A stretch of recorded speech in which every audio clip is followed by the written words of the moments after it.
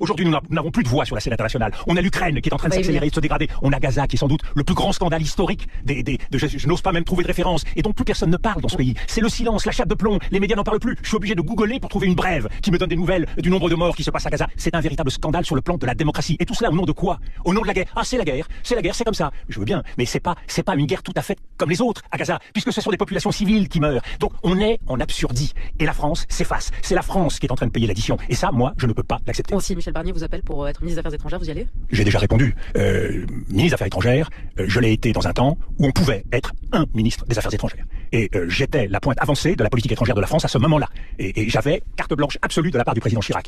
Si M. Macron m'appelle et me dit j'ai besoin de quelques conseils, ce qu'il n'a jamais fait, je serais ravi de les lui donner. Mais malheureusement, aujourd'hui, le contexte, le logiciel présidentiel est un logiciel dépassé par rapport aux relations internationales aujourd'hui. Il ne comprend pas ce qui est en train de se passer et la Startup Nation restera un grand rêve, mais malheureusement sans application pratique dans la vie internationale.